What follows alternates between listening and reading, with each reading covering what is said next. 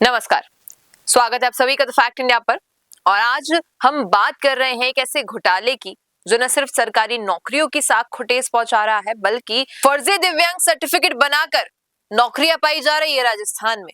जी हाँ, आज इस वीडियो में हम इसी विषय पर चर्चा करने वाले हैं कि किस प्रकार ऐसे घोटाले हो रहे हैं जो न सिर्फ सरकारी नौकरियों की साख को ठेस पहुंचा रहे हैं बल्कि असली दिव्यांग व्यक्तियों के हक को भी छीन रहे हैं। राजस्थान में फर्जी दिव्यांग प्रमाण पत्र बनाकर सरकारी नौकरी हथियाने वाले 44 कर्मचारियों के खिलाफ एसओजी ने एफआईआर दर्ज कर दी। इनमें 3 डॉक्टर शामिल हैं जिन पर फर्जी सर्टिफिकेट जारी करने का आरोप है।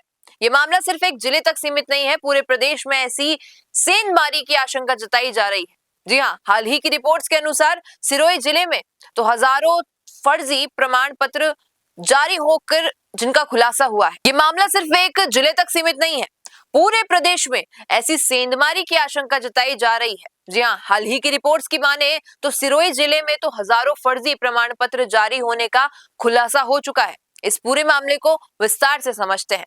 राजस्थान के सिरोही जिले से शुरू हुई ये जांच अब पूरे प्रदेश तक फैल गई है। एसओजी की टीम ने जब इन कर्मचारियों की दोबारा मेडिकल जांच कराई तो चौंकाने वाला खुलासा हुआ। ज्यादातर आरोपियों की वास्तविक दिव्यांगता 40% से निर्धारित मानक से काफी कम पाई गई।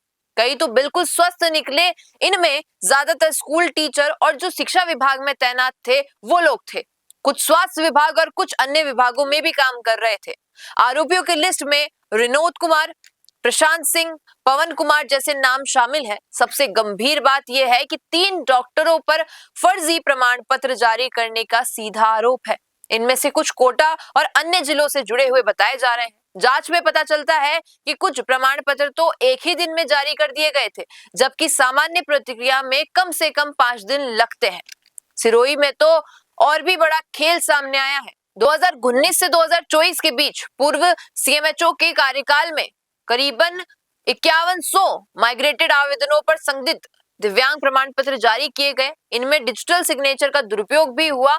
स्वास्थ्य विभाग की टीम ने भी अब इन सभी रिकॉर्ड को जब्त कर लिया है और जांच एसओजी को सौंप दी गई है। इस घोटाले ने दिव्यांग आरक्षण व्यवस्था पर सवाल खड़े कर दिए हैं। असली दिव्यांग व्यक्ति जो सालों से संघर्ष कर रहे हैं उनके लिए आरक्षित सीटें इन फर्जीवाड़े करने वालों ने हथिया ली है। योग्य सामान्य वर्ग के उम्मीदवार भी इससे प्रभावित हुए हैं। दिव्यांग अधिकार कार्यकर्ता कर रहे हैं कि ऐसे घोटाले से असली जरूरतमंदों का विश्वास टूट रहा है। सरकार को अब पूरे प्रदेश में सभी दिव्यांग प्रमाण पत्रों की डिजिटल वेरिफिकेशन करनी चाहिए। एसओजी ने अधिकार बताते हुए ये सिर्फ एक शुरुआत बताई है। आगे और कई नाम सामने आ सकते हैं। सभी आरोपियों से पूछताछ जारी है और उनकी नौकरी भी खतरे में है। सरकार की ओर से क्या कदम उठाए जा रहे हैं? प्रशासन ने साफ कहा है कि दोषियों पर सख्त से सख्त कार्रवाई होगी। धोखाधड़ी और जालसाजी के तहत आईपीसी की विभिन्न धाराओं से मुकदमा दर्ज किया गया है।